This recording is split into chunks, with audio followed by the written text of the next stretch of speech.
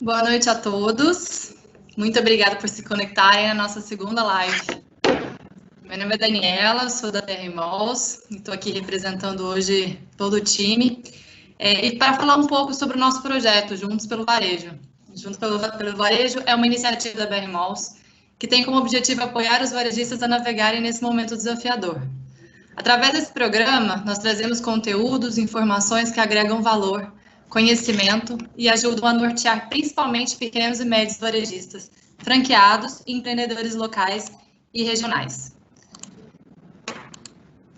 Nossa primeira ação nesse programa foi uma live em parceria com a Endeavor, realizada no dia 3 de abril, com o tema Gestão de Caixa em Tempos de Crise. Em seguida, anunciamos em primeira mão para os nossos lojistas uma parceria com o Banco Inter, que está disponibilizando uma linha de crédito especial. Todas essas informações, links de acesso e contatos estão disponíveis no site juntospelovarejo.brmalls.com.br. Esse site será atualizado constantemente com muitas informações relevantes, vale a pena conferir. E dando continuidade às nossas ações, o tema da live de hoje é como conduzir relações trabalhistas no cenário atual. A questão trabalhista é um tema que sempre gera dúvida nos empresários, sejam eles pequenos ou grandes. O que pode e o que não pode, quais são as medidas indicadas, quais são os riscos envolvidos e por aí vai. Nesse momento atípico que estamos vivendo, com alta volatilidade e novas medidas sendo anunciadas quase que diariamente, as dúvidas se acentuam muito. Para trazer um pouco mais de clareza sobre esse assunto, convidamos especialistas e um varejista especial para debater esse tema hoje. E ao longo dessa live, vocês podem enviar as perguntas de vocês pelo chat, que a gente vai responder no final. Quem vai mediar esse debate é a diretora jurídica da BR Malls, Cláudia Lacerda, e eu passo a bola para ela agora. É com você, Cláudia.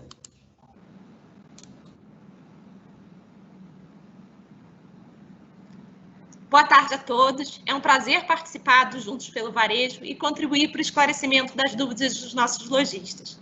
Gostaria de apresentar os participantes da live. Temos dois parceiros da BR Malls, advogados, especialistas em direito do trabalho, o Domingos, sócio do Matos Filho, e a Cibele, sócia do Barbosa Musnick Aragão.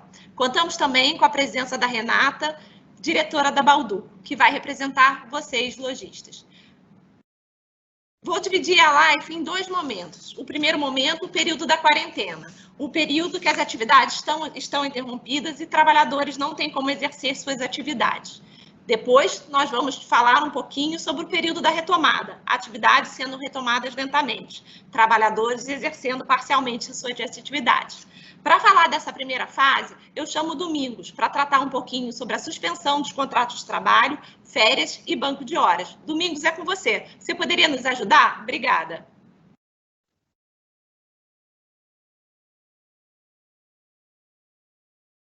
Olá, gente. Boa tarde a todos. Cláudia, eu primeiro agradeço o convite feito pela BR Malls e essa importante iniciativa em levar e espalhar o conhecimento e as alternativas que todos temos, em especial os pequenos e médios varejistas, que não contam com o apoio de um jurídico estruturado, para que a gente consiga junto enfrentar esse momento tão difícil. Como a Cláudia disse, meu nome é Domingos Fortunato e eu sou especialista em Direito do Trabalho e espero, nesse momento, tentar ajudar um pouquinho aí com alguns insights que existem sobre a legislação.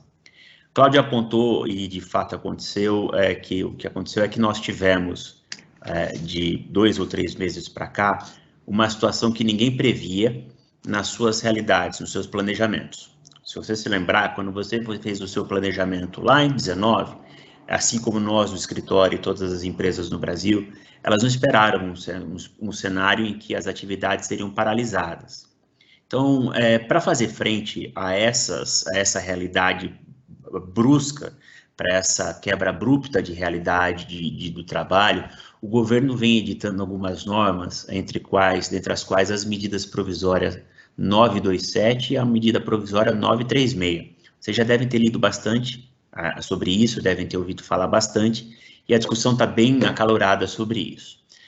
Nós temos, de início, 3 principais situações que nós podemos aplicar para essa realidade em que houve a suspensão das atividades. A primeira delas, se a gente pensar, e a maioria de vocês já deve ter pensado nisso, é a questão de antecipação de férias, tanto férias individuais como as férias coletivas, a medida provisória trouxe essa alternativa de você, com prazo menor do que era fixado em lei, conceder férias aos seus empregados, tendo em vista que agora as lojas, os estabelecimentos estão fechados, quer por decretos estaduais, quer por decretos municipais. O fato é que a maioria das lojas hoje não tá funcionando e você precisa da destinação correta e tentar ter algum saving mínimo aí nessa situação para minimizar os impactos da crise. Como eu disse, os empregadores podem agora, que são os seus casos, antecipar férias individuais. Antigamente você tinha que avisar férias com 30 dias de antecedência ao empregado. Agora a lei reduziu para 2 dias. Quer dizer que agora, em 2 dias, você avisa o empregado e consegue colocá-lo em 15 ou 30 dias de férias, no tempo que você entender necessário. O prazo mínimo é importante, é que as férias têm que ser de 5 dias. Elas podem ser maior e, evidentemente, podem variar em conformidade com o critério que vocês escolherem, mas elas não podem ser inferior a 5 dias. Você tem que avisar com 2 dias de antecedência para as férias individuais e o pagamento das férias deve ocorrer não mais 48 horas antes da sua concessão, como vocês estão acostumados. Elas devem ocorrer agora até o 5º dia útil do mês subsequente, ou seja, do mês seguinte à concessão das férias. Outro ponto importante é que 1/3 das férias agora vai poder ser pago, se você tiver um problema de caixa, lá junto com a segunda parcela do 13º salário. Então, nós estamos falando de você conceder férias, 15, 10, o tempo em que você entender necessário, observando o período mínimo de 5 dias, fazer o pagamento das férias depois que elas forem gozadas e não em antecipação, como exigia a legislação, a CLT exigia, e o 1/3 das férias conceder só lá em 20 de dezembro. Tem um ponto que é absolutamente relevante nisso também, é que antigamente era do empregado a escolha de quero ou não quero vender os meus 10 dias de férias. Acho que a maioria de vocês teve empregados em que cujos empregados venderam 10 dias de férias, gozavam 20, e agora a legislação permite que essa decisão, nesse momento de Covid, seja sua, do empregador. Porque não faz muito sentido você antecipar pagamento de férias ou pagar férias, deixar que o empregado venda 10 dias, quando o que você mais precisa é baixar o estoque de férias, o estoque de conta corrente. Outro ponto importante é que o mesmo racional se aplica também para férias coletivas. A única dúvida que se tem às férias coletivas é em relação a quando é que eu posso pagar o 1/3 das férias. O 1/3 das férias, a gente defende que, embora a lei não seja clara seja muito clara em relação a esse ponto, a gente defende por uma sistemática lógica, você pode pagar também em 20 de dezembro, junto com a segunda parcela do 13º salário. Porque seria razoável você ter um tratamento diferente para férias coletivas. E qual que é a diferença de férias coletivas e individuais? Ela basicamente atende ao meu interesse. Se eu quero colocar alguns empregados e vou aos poucos tendo uma retomada, eu posso pensar em férias individuais. Nesse momento, me parece que férias coletivas, elas são mais apropriadas. Portanto, é absolutamente importante a gente pensar nisso também, é que as férias têm que ter um período de comunicação também de 48 horas. Antigamente eram 15 dias. E você não precisa mais agora comunicar, isso é importante, ao sindicato, ao Ministério do Trabalho, né, que a gente tinha hoje é o Ministério da Economia, mas que era obrigatório como fazer essa comunicação. Hoje a gente faz e depois a gente comunica. Não preciso comunicar previamente. Bom, mas Domingos, eu já exauri minhas férias, eu já pensei nisso ou não? Vou pensar. É uma boa alternativa para você que não fez ainda. Qual seria outra alternativa? Você tem outra alternativa? Tem. A gente pode, evidentemente, colocar uma situação de antecipação das férias. Desculpa, antecipação dos feriados. Então, a gente pega os feriados não religiosos, por exemplo, 15 de novembro, pode pegar o feriado de 7 de setembro e antecipa. Através de um acordo escrito, a gente antecipa, dando ao empregado uma ciência, e ele já começa a gozar esses feriados agora. Qual é a vantagem? Quando chegar lá, na data do feriado, ele trabalha normalmente como uma compensação. Funcionaria basicamente como um banco de horas, e é isso que vai acontecer. Outra alternativa, já mencionada pela Cláudia, é o estabelecimento de um banco de horas. Você pode agora fazer um banco de horas de forma individual, não mais com o sindicato, em que você tem 18 meses para fazer a compensação do trabalho ou da ausência do trabalho do empregado. Isso porque, nesse momento, você teve uma redução, quase que zero, os seus empregados quase que não estão trabalhando, então são pouquíssimos. Então, você poderia, se já aplicou férias ou se quer descartar a questão de férias agora, implementar um regime de banco de horas individual, no qual o sindicato não é mais necessário. Antigamente, se você quisesse fazer um banco de horas, até 6 meses, você poderia fazer individualmente com o empregado. De 6 meses a 12 meses, para compensação das horas trabalhadas, você poderia fazer, e obrigatoriamente deveria fazer, com o sindicato. Agora, a medida provisória 927, ela excepcionaliza essa situação e autoriza que o empregado e o empregador, ou seja, você e o seu empregado, façam um acordo de banco de horas para que compense, para que o crédito ou o débito de horas, me permito usar essa expressão, ou aquilo que se trabalhou a mais ou aquilo que se trabalhou a menos, seja compensado ao longo dos próximos 18 meses. Isso é super relevante, porque te dá um prazo aí de retomada do mercado que a gente vai tratar mais para frente. E como última alternativa, nós teríamos aí o que trouxe a medida provisória 936 na semana passada, a possibilidade de suspensão dos contratos de trabalho. Então, você paralisa o contrato de trabalho por um período máximo de até 60 dias, e aí você teria que observar a seguinte regra. Nesse período de suspensão, o empregado não pode trabalhar de maneira alguma. Então, você vai dar suspensão e ele vai ficar em casa. E esse período de suspensão, ele pode ser de 30 a 60 dias. Você pode escolher o período que você quer dessa suspensão, tá? É importante que quando você for fixar quando você for fazer o acordo dessa suspensão, tem que ter em mente que você vai poder fazer via acordo individual, ou seja, ou acordo com o empregado, direto você e o seu empregado, para os empregados que ganham abaixo do salário de R$ 3.135 por mês. Então, boa parte dos seus empregados pode ser feito por acordo individual, e empregados que ganham acima de 12.202 e tem um curso universitário, tem um diploma, que são chamados aí hipersuficientes. O termo é chatinho, mas é aquele empregado que o governo entende que ele pode e consegue negociar por ele mesmo. Então, observar, para essa camada que você tem abaixo de 3.153 e para que você tenha acima de 12.202, você pode negociar uma suspensão pelo período de até 60 dias. E o meio? E a tranche do meio? Tranche do meio, você tem que fazer do empregado que ganha acima de 3.135 e até 12.202, você tem que fazer via acordo com o sindicato. Então, você vai precisar do sindicato, vai precisar negociar. O que a gente recomenda? A gente recomenda que se olhe caso a caso, divida onde estão os seus empregados pelos níveis, e aí adote, em conformidade com a sua estratégia empresarial, a melhor solução que lhe convenha, tá? Outro ponto importante em relação a isso é que nesse período, o empregado de suspensão, o empregado vai ter direito a um benefício emergencial concedido pelo governo, que o governo tem chamado de bem. Então, assim, esse bem, que é o benefício emergencial, ele vai ser pago para esses empregados nesse período. Outro ponto importante, que é absolutamente relevante, é que se a sua empresa teve um faturamento em 2009 acima de 4,8 milhões no ano, você precisa conceder um ajuste compensatório de 30% do valor do empregado, do salário do empregado. Então, Domingos, ganha 5 mil reais, e vamos supor que eu fizesse o acordo individual. Não é o caso, porque você se lembra que nesse período aí, nessa faixa salarial, você teria que fazer com o sindicato.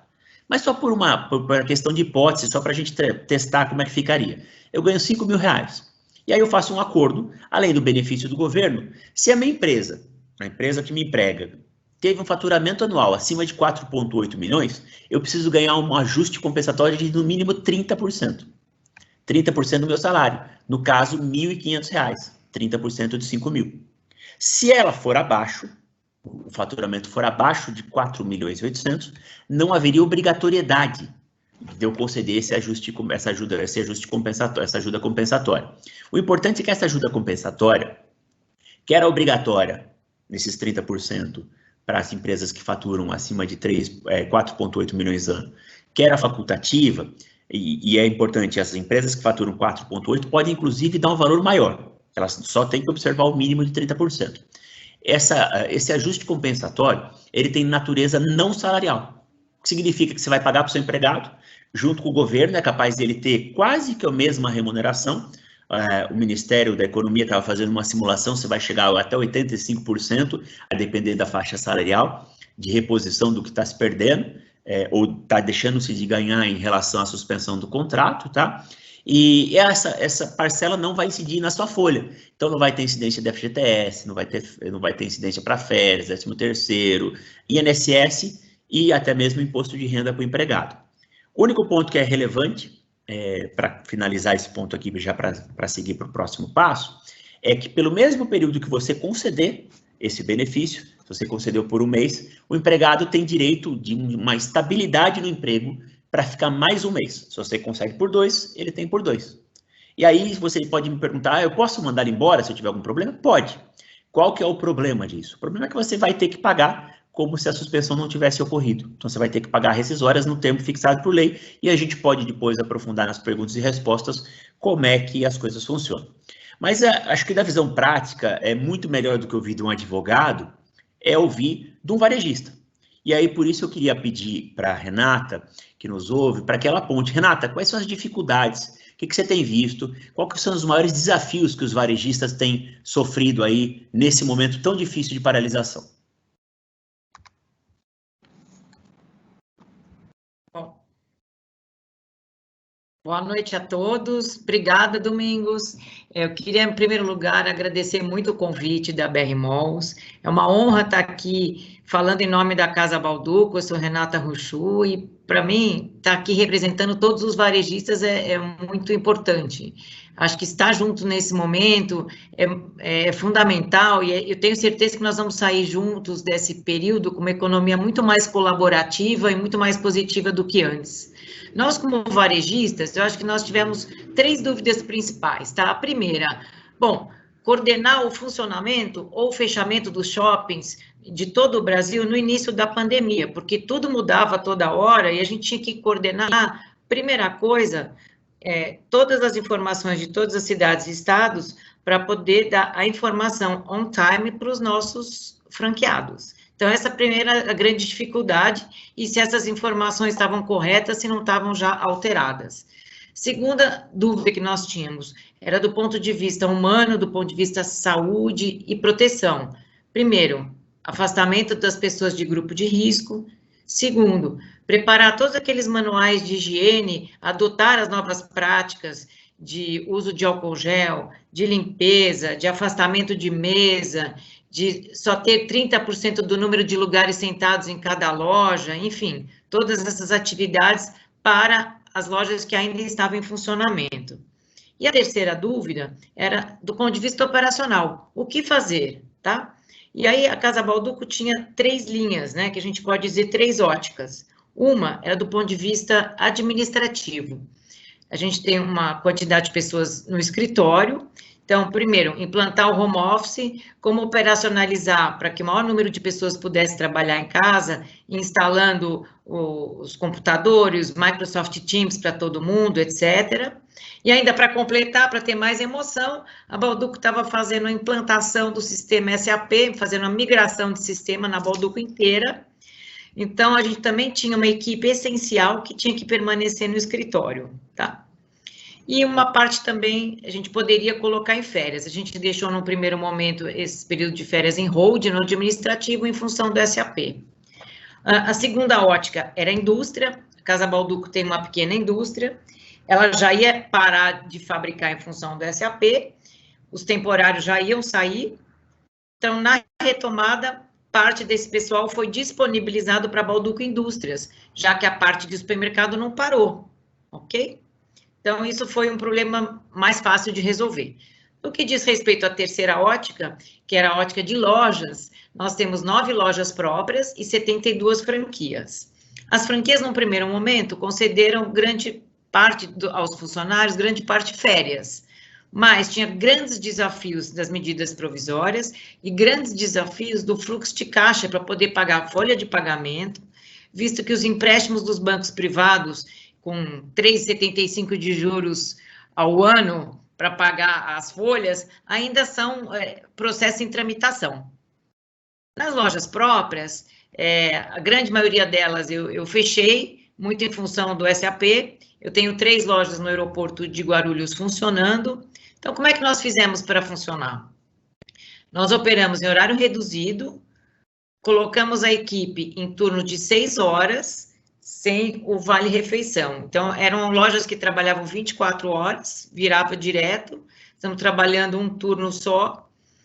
Muitas pessoas a gente colocou em férias, e algumas pessoas que estavam em contrato de experiência saíram. O que acontece? Hoje a venda real dessas lojas, ela corresponde a 10%, quando muito 20% do que a gente vendia ano menos 1, tá? As demais lojas estão fechadas, estamos aguardando aí a retomada para saber quando que podemos reabrir. No que diz respeito às franquias, muitas puderam fazer delivery, a gente fez uma ativação grande com vários, com iFood, com Log, drive-thru de Páscoa, então até que a venda de Páscoa ainda foi significativa, a gente ainda conseguiu movimentar o funcionamento de alguma forma das lojas franqueadas, então parte da equipe delas ainda estava ativa, tá? Nas lojas próprias não pude fazer isso por causa do SAP. Mas agora eu tenho 2 dúvidas, né? Caso eu tenha dado férias ou suspendido os contratos dos empregados e haja uma retomada das atividades dentro desse período, o que eu posso fazer? E a segunda dúvida é o que fazer após a decisão do STF em relação à possibilidade da atuação dos sindicatos nos acordos. Quais os próximos passos da decisão? Então, agora eu vou pedir ajuda à Cibele para ela nos esclarecer sobre isso também. É com você, Cibele.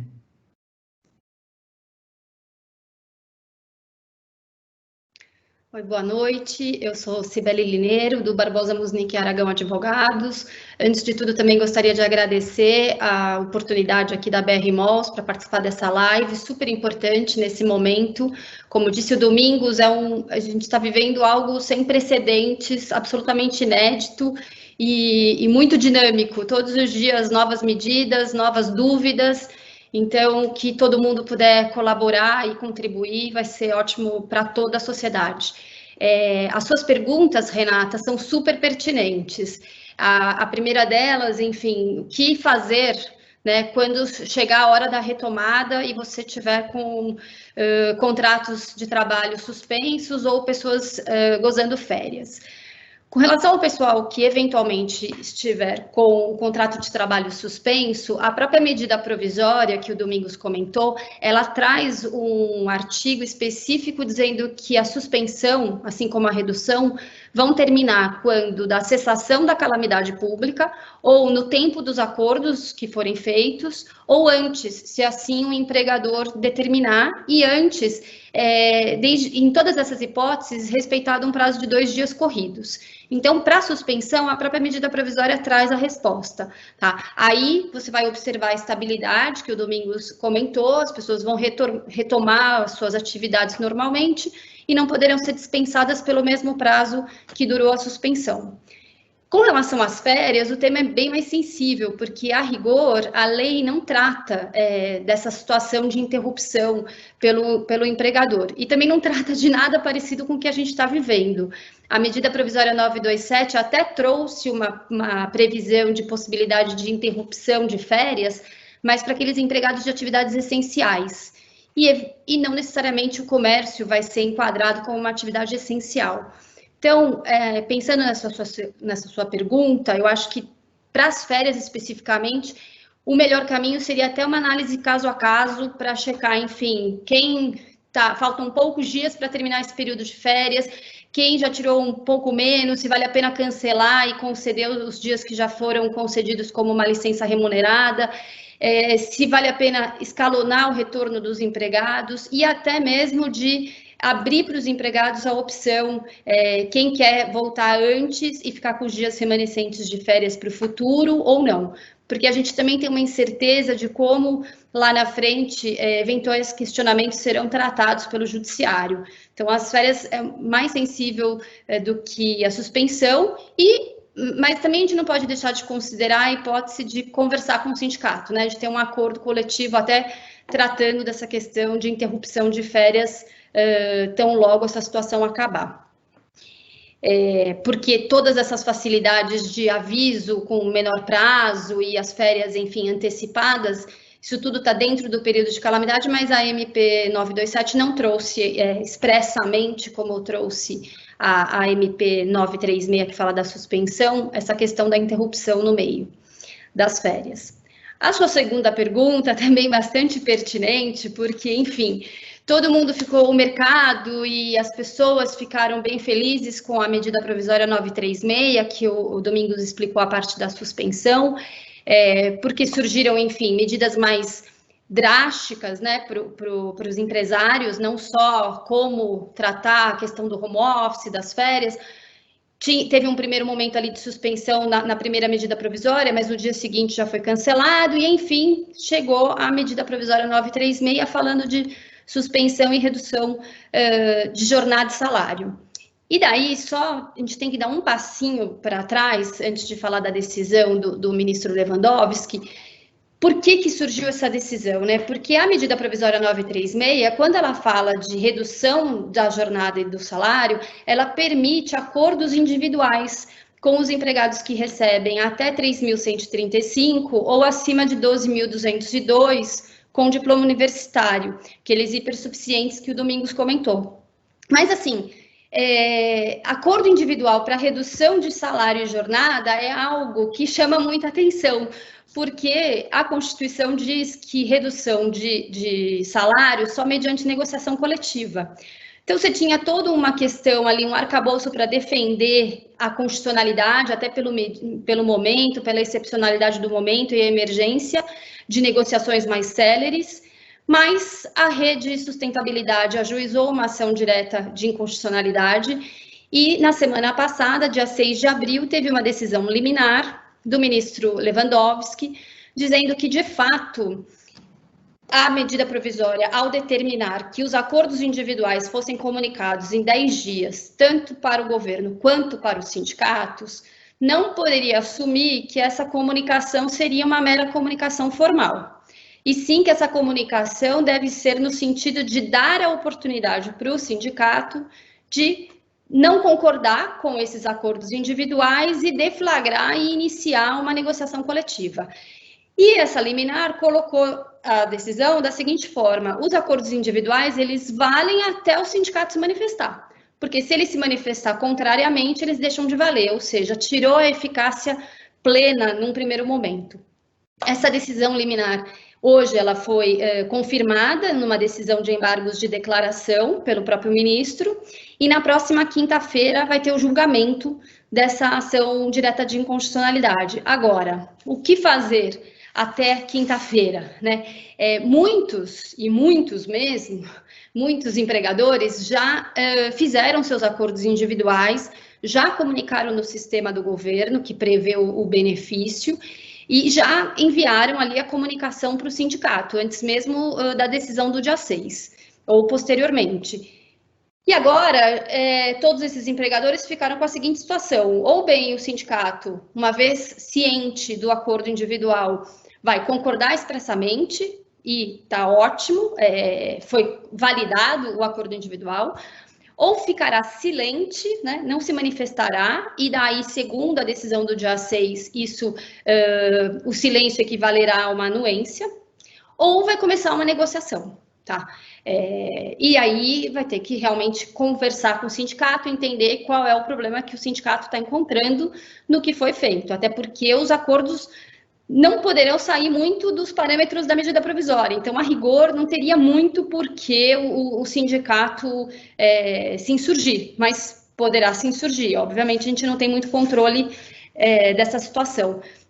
Então, assim, agora, outras empresas, obviamente, estão segurando um pouco as negociações individuais e esperando para ver o que vai acontecer na quinta-feira, quando teremos aí uma nova decisão do Supremo Tribunal Federal, tá? Eu vou passar para a Cláudia, não sei se ela quer fazer mais alguma pergunta sobre esse tema. Oi, Cibele. Realmente é uma questão aqui que gera muita dúvida, né? Se seguir com os acordos individuais agora ou esperar a decisão do dia 16.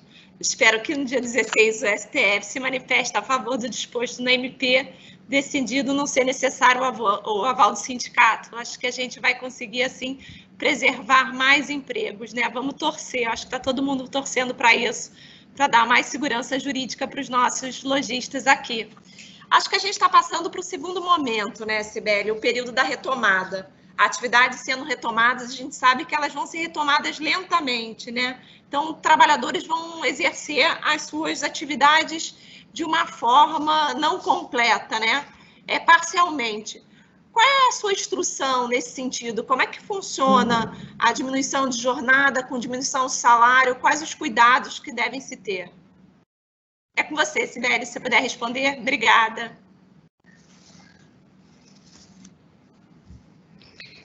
Oi, Cláudia. Então, acho que a sua pergunta também vou dividir em dois momentos, tá? A questão da redução, que eu acho que ela é para agora, ela é anterior à retomada, né? Salvo algumas situações em que o estado de calamidade permanecerá decretado, mas governos de alguns estados permitirão a retomada do comércio de forma isolada. Mas só para explicar um pouco como funciona a redução do salário da jornada, porque, enfim, a gente foi direto para a decisão do Lewandowski, ela, assim como na suspensão, vai ser possível ser negociada mediante acordo individual, desde que limitado ao prazo de 90 dias, para aqueles empregados para todos os empregados, esse acordo individual é possível quando a redução de salário e jornada for de 25%. Quando for de 50%, é necessário, o acordo individual é possível só para aqueles que recebem até 3.135 ou ultrapassam 12.202 com diploma universitário. E o 70% para aqueles, também para esse grupo de empregados até 3.135 ou para aqueles acima de 12.202 e diploma universitário. O governo, em contrapartida, quando houver uma redução de 25%, o governo vai pagar o benefício emergencial que o Domingos comentou, na razão de 25% do valor do seguro-desemprego que o empregado faria jus. Quando for 50%, o governo entra com o benefício à razão de 50%, e 70%, esse benefício vai ser de 70%. Nada impede outros percentuais. Então, se houver uma redução de salário e jornada inferior a 25%, é necessário acordo coletivo, mas nessa hipótese não tem benefício do governo. O governo não paga nenhuma contrapartida. Se o acordo for entre 25% e 50%, uma vez comunicado o governo vai pagar o benefício emergencial na razão de 25%. Entre 25% e 50%, o benefício do governo vai ser de 50%, acima de 70%, o benefício fica no teto de 70%. Da mesma forma, né, que na suspensão você tem a questão da estabilidade, durante o período posterior ao fim da redução de salário e jornada, o empregado também não pode ser dispensado sem justa causa, ou seja, se ele teve salário e jornada reduzidos por 2 meses, nos 2 meses seguintes, ele não pode ser dispensado sem justa causa. Enfim, aí você tem uma retomada com todo o seu time, e esse time vai voltar de acordo com o fim dos seus respectivos contratos de suspensão ou das suas férias. Você vai trazendo as pessoas de volta aos poucos. A gente não tem uma segurança ainda se a retomada vai acontecer quando todo mundo já tiver um conforto do ponto de vista de segurança e saúde. Então, se muita gente ainda vai manter seus empregados no regime de home office no primeiro momento, se vai trazer, né, a gente vai fazer no retorno algo parecido com o que a gente fez no começo, um rodízio, uma retomada aos poucos, os shoppings talvez abrindo em horário reduzido. Ainda não há muitas certezas sobre como vai ser a retomada, né, Cláudia? É verdade. Agora pergunto para o Domingos. Domingos, e quais são as preocupações e os cuidados necessários nessa retomada, né? A gente fica bastante receoso Primeiro que a gente sabe que ainda vai ser um momento que a pandemia ela não vai ter sido finalizada, né? Então, quais os cuidados que a gente deve ter com o nosso empregado? E eu acho que uma dúvida que a gente fica muito grande, né, é se uma vez um empregado ficando doente no caminho do trabalho, isso pode ser considerado um acidente do trabalho? Como é que você vê isso? Você pode esclarecer e nos ajudar? Claro, Cláudia, vamos lá então. Como vocês já bem expuseram, a retomada da economia vai ser gradual. Ficou faltando uma questão que é sempre, ela vale tanto para antes da retomada, ou hoje, no momento de hoje, como também na situação pós-retomada, que o governo possibilitou a vocês e a todos os empregadores o pagamento diferido, ou seja, pagar o FGTS de março, abril e maio, com vencimento em abril, maio e junho, a partir de julho, em 6 vezes, na forma que o governo ainda vai determinar. Então, assim, basicamente o que o governo está dando é um fôlego de caixa. Se vale a pena ou não, eu conheci poucas empresas que disseram que para eles não interessa. E aí era uma questão muito mais de política, do ponto de vista empresarial, do que propriamente uma decisão, porque é caixa fácil. Você tem lá o seu recolhimento de folha de FGTS, então você pode deixar de pagá-lo nos meses de março, abril e maio, competência, vencimento, abril, maio e junho, e pagá-lo a partir de julho, em 6 vezes, na forma que o governo ainda vai determinar. É importante dizer que nessa situação você tem que lançar direitinho na folha, fazer toda a tramitação de folha de pagamento e apenas deixar de pagar aguardando a regulamentação do governo. Isso já está na medida provisória. Outro ponto que é relevante, e aí pensando na retomada, em relação a como é que as coisas vão andar, o que pode ser feito, é que a gente tem que pensar que, com toda a sinceridade, a vida não vai ser tão rápida ou não vai voltar tão rápido como era antes. Então, o que a gente tem que dar uma olhadinha, e aí principalmente, numa questão de protocolo. Como é que vocês estão estruturados? A Cláudia mencionou, olha, e o meu empregado está vindo, ele vai começar a vir ao trabalho, e se ele se adoecer? Existem algumas orientações do Ministério Público do Trabalho, que é um órgão de defesa do trabalhador, que estão orientando as empresas a emitir CAT, no caso de contaminação de empregado. Só que é importante que todos vocês tenham em mente que não existe na legislação uma obrigação dessa. Inclusive, ao contrário.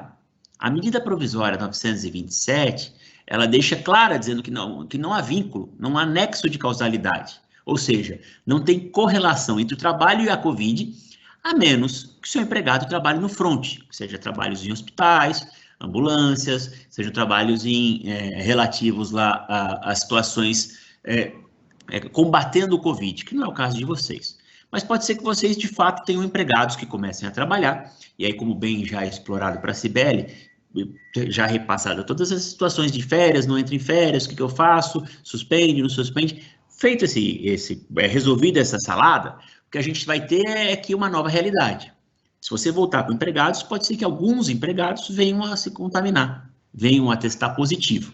E a lei diz que o período em que o empregado testar positivo, ele deve ser afastado do trabalho, mas sem doença profissional, sem doença do trabalho. É uma doença normal. Ele vai lá, a partir do 15º dia, ele passa a receber benefício do governo, que é o INSS. Os 15 primeiros dias desse afastamento, você precisa obrigatoriamente arcar com essa situação. Ou seja, você tem que pagar com o período dos 15 primeiros dias. Outro ponto que é relevante nessa situação é que você vai ter também uma situação de empregados não querendo voltar. Fala assim, não quero voltar. Pode o empregado não voltar? Porque ele está com medo do Covid? Não, não pode. Não é algo que esteja previsto em lei. Ele tem que trabalhar, uma vez convocado, ele é obrigado a voltar ao trabalho, tá? Então, não tem essa opção. Mas e se ele tiver na família alguém contaminado? Ou ainda, ele vai voltar, mas as férias escolares não foram finalizadas. O que eu posso fazer? O que eu posso fazer nessa situação? Eu posso, eventualmente, pensar em atendê-lo, mas não é uma obrigação. De acordo com a lei, o empregado tem direito a um dia por ano para acompanhar familiares em consultas médicas.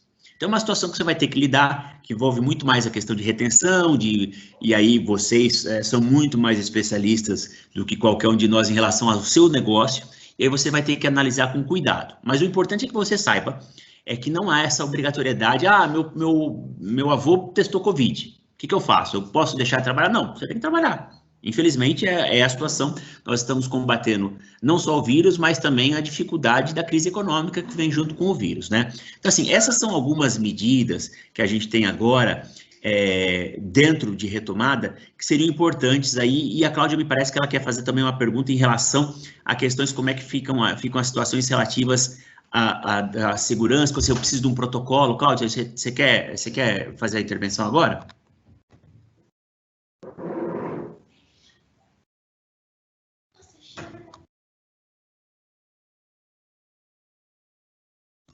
O microfone está no mudo, Cláudia.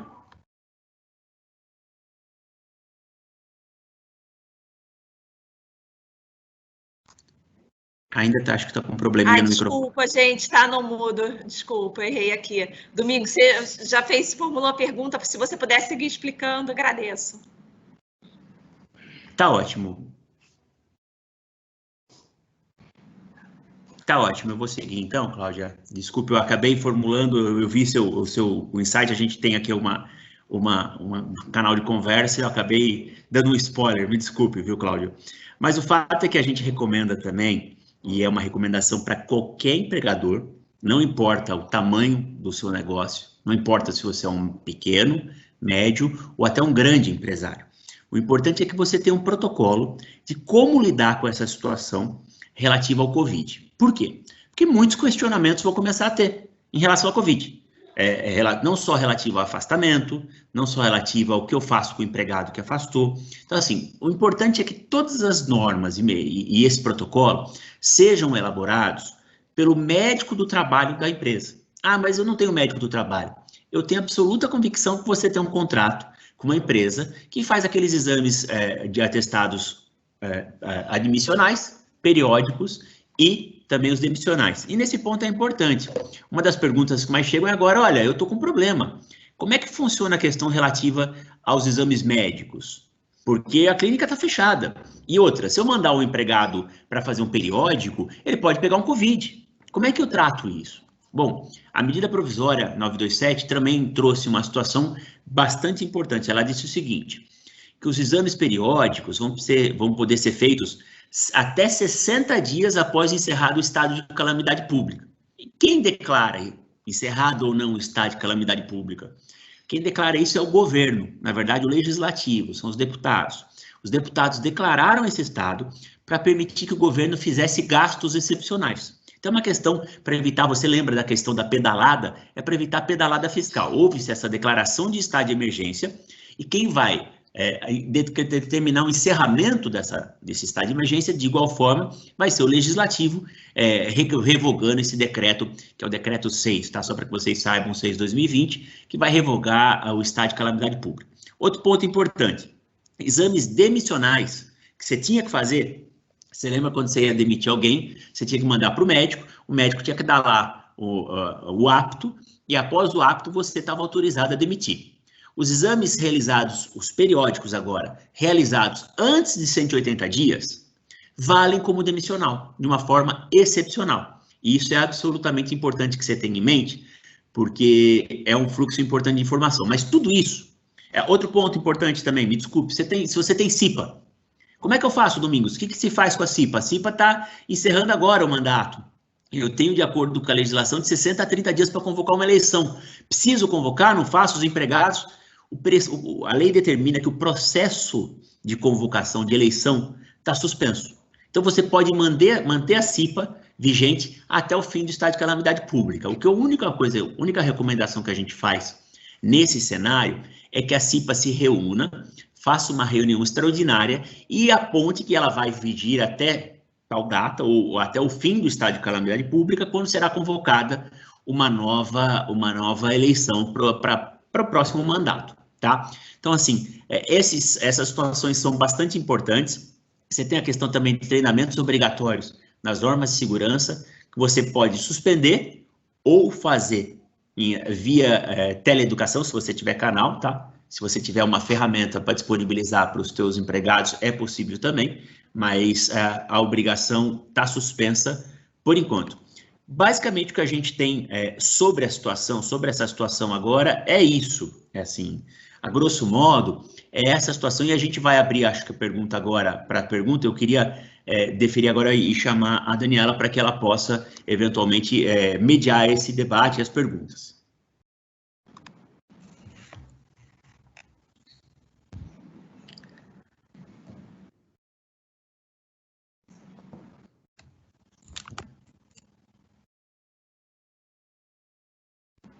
Oi, pessoal, tudo bem? A Renata da Balduco ainda tem uma perguntinha, ela vai voltar aqui uma pergunta para a Cibele, e aí na sequência, quando a Cibele terminar, a gente vai entrar já nas perguntas aqui do pessoal que está mandando no chat, tá bom? Então, Renata, pode mandar sua pergunta aí.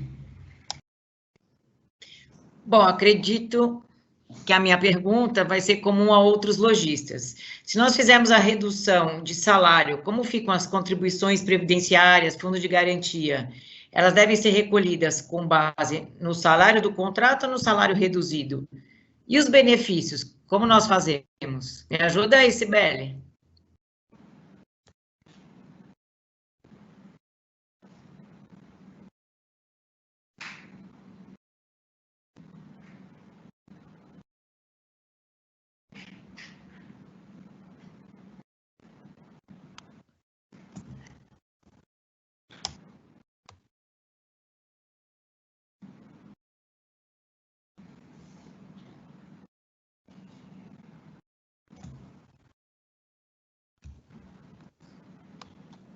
Desculpa, agora que eu vi, eu fiquei falando no mudo.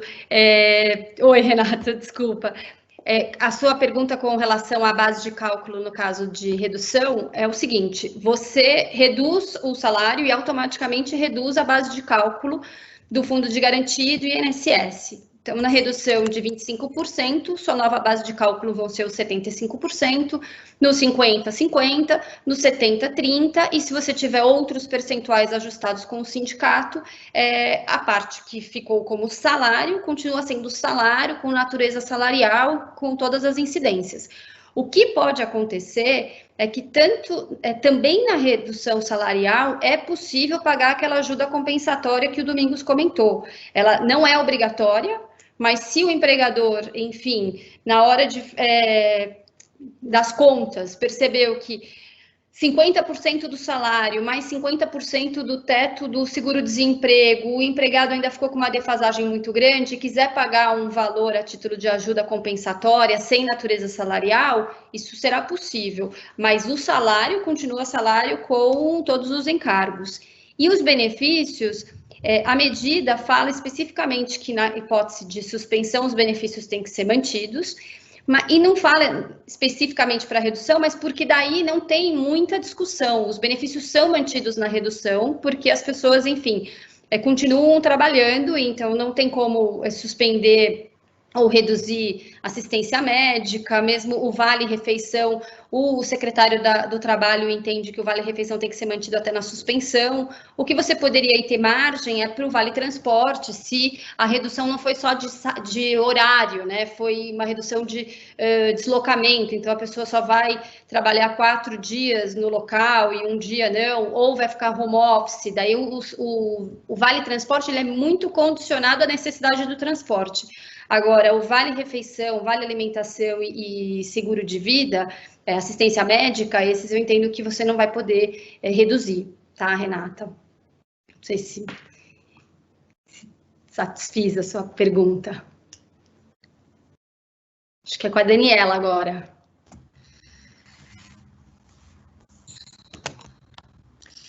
A gente recebeu muitas perguntas aqui via chat. Obrigada a todos. E a gente selecionou algumas.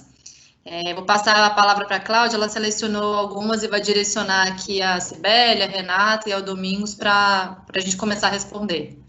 Tá bom? Então, Cláudia, pode ir pelas perguntas aí. Olá, gente. Vou tentar dar uma boa resumida aqui, que a gente tem pouco tempo, tá? Algumas perguntas até já foram respondidas, então eu vou priorizar as que não foram.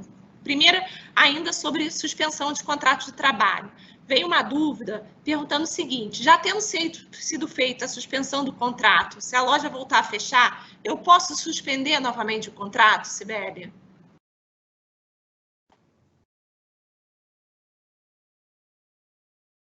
Oi, agora fora do mudo. Então, se a suspensão aconteceu, inclusive, antes da medida provisória, ou aconteceu por um período curto e foi retomada, dentro dos 60 dias, que é o máximo da suspensão, se quiser fazer uma suspensão nos moldes da medida provisória, o limite seriam de 2 meses, né? Então, respeitado esse limite, para se beneficiar, inclusive, do benefício emergencial do governo, eu entendo que é possível suspender novamente. Tá. Agora, como eu estou imaginando também que essa pergunta foi feita por alguém que suspendeu antes até da medida provisória, né? Porque agora ainda não deu tempo de já, ou, enfim, optou por uma suspensão de 1 mês, voltou e depois viu que ia fechar novamente. Eu acho que respeitado os 60 dias, eu não vejo nenhum impedimento. Ótimo. Tem outra pergunta. Tá comigo aqui, gente? Tem outra pergunta aqui sobre suspensão do contrato de trabalho. Acho que, uma vez os contratos suspensos, a gente pode envolver os colaboradores em treinamento online? Domingos, você me ajuda? Claro. Vamos lá, Cláudia. De novo, como o pressuposto da suspensão do contrato é que não haja trabalho, não haja nenhum tipo de trabalho. O melhor dos mundos seria eu poder suspender o contrato e colocar o empregado para reciclagem, para fazer os cursos e fazer todos os cursos que vocês, ou as atualizações que vocês desejam. Mas é bem provável, e aí a lei diz que não deve trabalhar, que isso seja interpretado como trabalho. Tempo à disposição do empregador é trabalho. E qual que é a consequência disso? A consequência disso, além da descaracterização da suspensão, é que você pode ter, eventualmente, se você decidiu pagar uma ajuda compensatória para o empregado, para fazer frente a essa suspensão, lembrando que essa ajuda compensatória ela não tem natureza salarial, você pode ter ela reconhecida como salário, e aí é gatilho para tudo aquilo que a Sibeli falou agora de economia. Questão de FGTS, 13º, todo custo folha, que você, empregador, conhece melhor do que eu, advogado. Todo custo folha volta de novo para a base. E aí, com uma série de sanções previstas, inclusive, na medida provisória. Então, assim, é recomendável, e a nossa recomendação jurídica é que, uma vez determinada a suspensão, o trabalhador esteja desligado da empresa. É como se desligado estivesse. Então, assim, essa é a nossa recomendação. Muito obrigada. Acho que também tem uma pergunta um pouco. As empresas que já celebraram acordo coletivo, ainda em data anterior à medida provisória, eu preciso ratificar esse acordo coletivo? Ele é válido na integralidade? Você pode responder, Sibeli?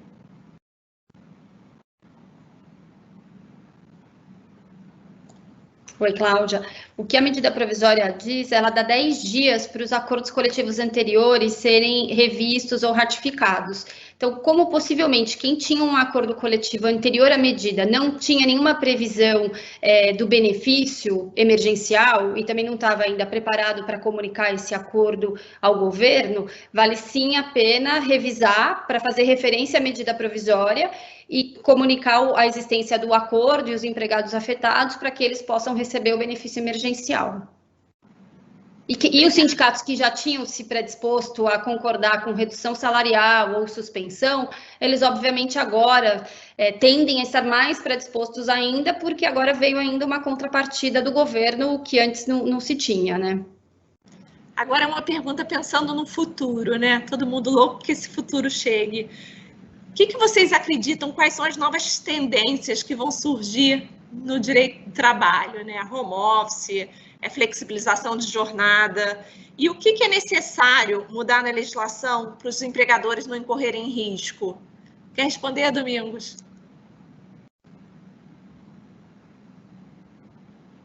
Claro, vamos lá.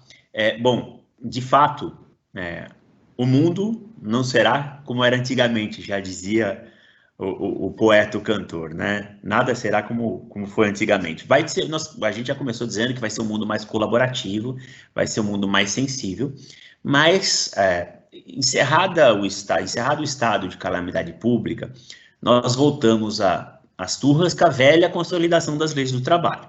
Então, ainda teremos problemas de atualização que são necessárias da lei trabalhista. A questão relativa ao home office, a lei trabalhista já previa antes da medida provisória e do estado de calamidade pública decretado em razão da pandemia do Covid. Então, você precisa ter um contrato especial que te possibilita trabalhar em home office. Pode ser que não seja a maioria dos empregados, mas das pessoas que nos assistem agora, mas certamente você deve ter algum empregado, você lojista, que pode trabalhar em home office. Você tem um custo carpete, você tem uma série de situações que você pode trabalhar com isso para gerir melhor o seu negócio. Outra situação em relação à jornada, isso aqui é algo que vai chamar, para mim, talvez seja um dos top 3 aí que a gente tem, o top 3 que a gente tem de impacto, é a relação como é que as pessoas vão querer trabalhar.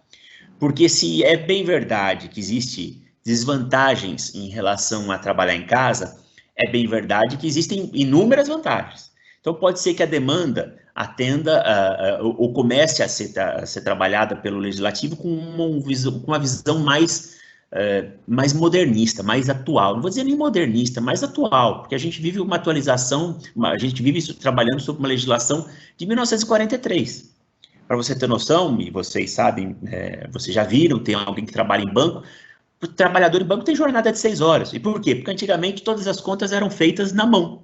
O sujeito chegava exausto em casa. Hoje ele passa o boleto e o computador faz o cálculo na maioria das vezes. Então, assim, eu acho que essa é uma situação que vai mudar, Cláudia, vai acontecer uma discussão, mas vai debater muito, vai relevar muito a importância de se debater a lei. E o que vem à tona de tudo isso, que para mim é o absoluto, é o que acho que surge, é a necessidade de um protagonismo dos sindicatos, que hoje não são representativos, que hoje trabalham basicamente para sustentar as suas bases, os seus interesses, e muitas vezes colocam os interesses dos empregados em terceiro plano, nem em segundo, em um terceiro. Primeiro o sindicato, segundo os meus interesses como entidade sindical e depois se interessar o empregado. Eu acho que é uma chance, se o governo mexer bem a legislação, dos sindicatos terem um protagonismo para representar o sindicalismo, os empregados. É uma retomada de um sindicalismo legítimo e não aquele sindicalismo que a gente está cansado de ver, que fica aí dando problema, com dificuldades para depois querer eventuais facilidades. Bem pertinente a sua última colocação, Domingos. Aí eu termino, então, com uma última pergunta para a Cibele, que eu acho que tem bastante correlação com a sua última ponderação. O que a gente faz se o sindicato se negar ou simplesmente se omitir a fazer uma negociação coletiva? Como é que a gente deve tratar o assunto? Oi, Cláudia. Esse de fato é um desafio, era um desafio antes das medidas provisórias, continua a ser, né, com a medida provisória antes mesmo de Lewandowski, da decisão liminar, virou um desafio, porque deixou aquele pessoal entre 3.135 e 12.202 necessitando da negociação coletiva, ou seja, o sindicato que não quer negociar, o sindicato que fechou as portas, o sindicato que, enfim, vem com aquela postura, seus empregados decidiram por não pagar a contribuição sindical, agora facultativa, então eu não faço negócio com você, é um desafio. Quando a gente está lidando com os acordos coletivos em geral, ou até falando especificamente dos acordos do pessoal entre 3.135 e 12.202, que, enfim, ele já era uma necessidade antes mesmo da decisão liminar do Supremo da semana passada, o que fazer como fazer esses acordos se o sindicato não me atende, né? E daí eu não vejo muita outra saída, além de seguir o caminho do artigo 617 da CLT, que é um artigo que foi mencionado na decisão liminar do ministro Lewandowski, um pouco na diagonal. Hoje, na decisão dos embargos de declaração, ele abriu um pouco mais, falou um pouco mais sobre isso, que é um caminho que existe na CLT desde lá de trás, que é o seguinte: você chama o sindicato para negociação. Ele se recusando, você chama a federação para negociação. Ela se recusando, você chama a confederação para negociação. Quando você tiver 3 nãos, você está liberado para negociar individualmente com os empregados. Não é um caminho simples, não é um caminho que, para fins aqui do benefício emergencial, a gente sabe o quanto que isso pode postergar todo o problema, né? Isso é uma dificuldade. Às vezes você não tem uma prova da recusa, então você só tem o silêncio e mais silêncio, e outro, né? Ou o sumiço. E hoje, até na decisão dos embargos, foi dito que o empregador tem que localizar o sindicato, e, enfim, localizar o sindicato, a federação, ou a confederação. Então, é um exercício bastante inglório, muitas vezes, mas, de fato, o que consta na legislação, né? Então, assim, esse seria o caminho vislumbrado pelo legislador e é o que a gente tem no momento. Agora, em linha com o que o Domingos falou, o que a gente espera, além de muitas outras coisas, é que, de fato, tudo isso faça com que a gente reveja o papel do sindicato e tenha uma reforma nesses dispositivos e que, enfim, que volte. Se temos de sindicato, que ele passe a ter um papel interessante para os empregados e para os empregadores, e não só refratário e que não ajuda. Alguns têm até surpreendido, né? Alguns sindicatos, nesse momento da pandemia, têm surpreendido com as suas posturas, pensando na manutenção dos empregos desde o começo desse problema todo. Outros, infelizmente, têm mantido ali aquela postura que fazia tempo que já não ajudavam e continuam não ajudando. É uma pena.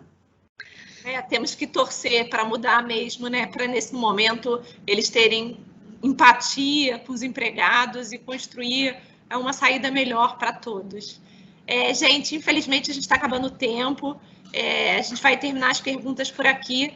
E se alguém tiver alguma dúvida, a gente está inteiramente à disposição para responder depois da live, tá? Eu agradeço a todos os participantes e os debatedores. Esperamos ter contribuído para melhorar as dores nesse momento tão difícil de vocês, né? Que a gente está passando, nós todos. Estamos sempre à disposição para discutir e apoiar vocês, nossos lojistas. Boa noite a todos e muita saúde. Passo para a Daniela concluir.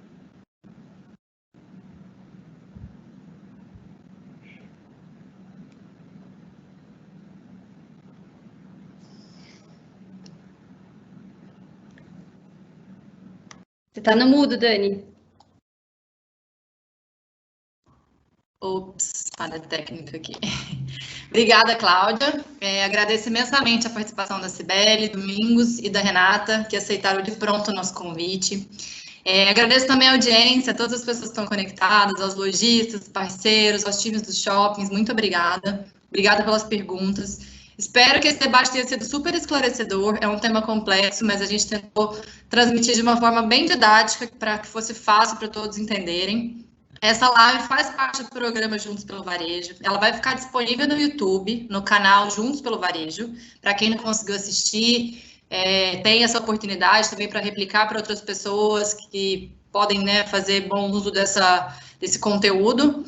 A gente vai disponibilizar também um resumo dos principais pontos abordados e respostas a algumas perguntas que não puderam ser respondidas aqui hoje no chat, tá? A gente vai vai colocar todo esse conteúdo no nosso site, juntospelovarejo.brmalls.com.br. E esse site, mais uma vez, repito, ele vai estar sempre atualizado, com muitas informações relevantes. Então, convido a todos que acessem. Em breve a gente vai anunciar o tema da próxima live e também outros produtos aqui do nosso projeto Juntos pelo Varejo. Muito obrigada a todos e até a próxima.